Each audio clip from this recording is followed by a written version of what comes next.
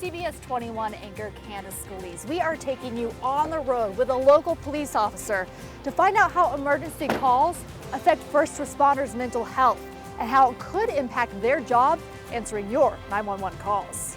Police officers, firefighters, and EMS are expected to make emergency, sometimes life-altering decisions in split seconds. How are first responders trained to handle emergency situations physically, emotionally, and mentally? CBS 21's Candace Scalise finds out. Stop the car!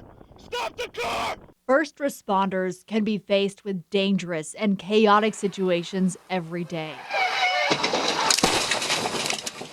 Once I put that uniform on, I feel like I'm in a different role. Okay, copy. 63, you available? Lower Allen Township Police Corporal Ed Curtis taking our crews behind the scenes. Every call that you're missing information is going to make you apprehensive. And it's, what am I walking into? What's this person experiencing? Even a traffic stop is apprehensive. You're putting yourself on edge. It's like until you contact that person and begin talking with them, you don't know what that experience is going to be.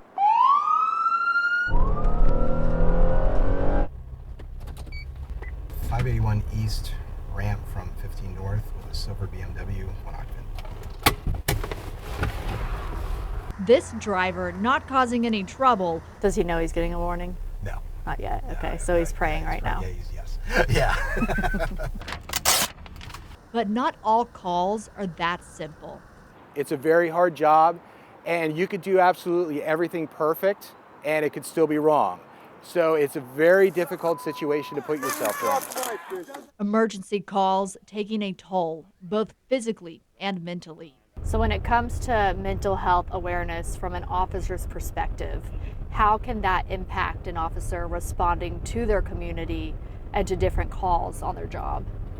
So, anybody still in there to grab it? Officers, we're people, right? We've experienced trauma ourselves.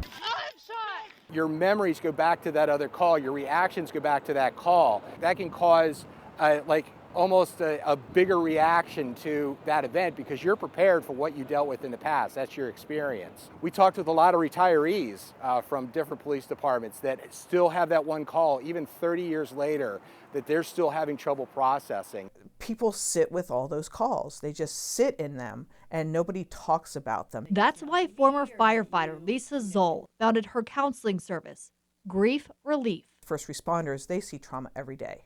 So what we've seen is there's accumulation of trauma. I've had a couple calls. I had a couple suicides where it really affected me. Curtis, now a licensed therapist, works with Zoll. He says more needs to be done regarding the stigma surrounding mental health. The academy's like 6 months. There's just so much to learn that, sometimes, there is exposure to wellness, but oftentimes that comes from how do we deal with people on the street that are in crisis? Sometimes heroes need help, and it's okay to get that help. If you or your family member is a first responder interested in mental health resources, we have a lot of information for you on our website, cbs21.com. Reporting in Cumberland County, I'm Candace Scalise, CBS 21 News.